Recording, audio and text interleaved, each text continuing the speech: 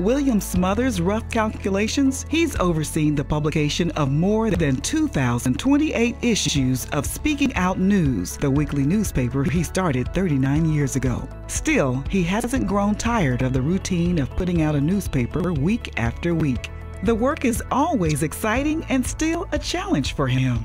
Every day I wake up with enthusiasm to come to work. It hasn't gotten dim at all over the years, said the 69-year-old Smothers. Smothers has experienced dramatic changes in his own publication and the industry as a whole. He first launched a general interest monthly magazine, Speaking Out magazine, in September 1980. He switched formats to a bi-monthly, then weekly newspaper with Speaking Out News, which was geared toward African American accomplishments. He saw the layout of the paper go fully computerized. Smothers, the founder, sole owner, editor, and publisher, moved his publication from the kitchen table of his home in Decatur, Alabama, to an office building in Huntsville, Alabama, its permanent location on Oakwood Avenue. Smothers came up with about $800 to start his magazine, just enough to get the first printing done, he said. There were no payroll costs. However, I was the writer, the photographer, the layout person, he said.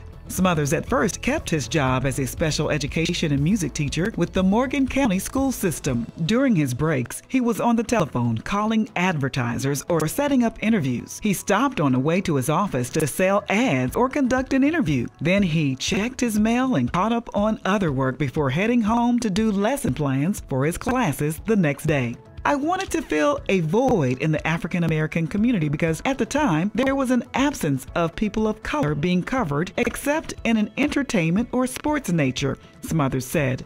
Smothers didn't fret about his chaotic schedule. You don't worry about the hours, you worry about attaining your goals, he said. The most challenging part of getting started was selling ads, Smothers said. I would work an entire shopping center, an entire mall to sell ads, and it teaches you how to deal with people, how to communicate with people. After establishing his publication, his time was cut short that could have been spent with his family. At the time, Smothers and his former wife, educator and Jackson, Mississippi native Emma Brown White, had two young daughters, ages 7 and 2.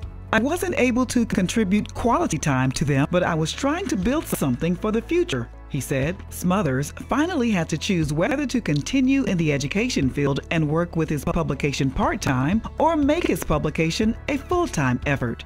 To grow it all, you have to be totally committed, he said.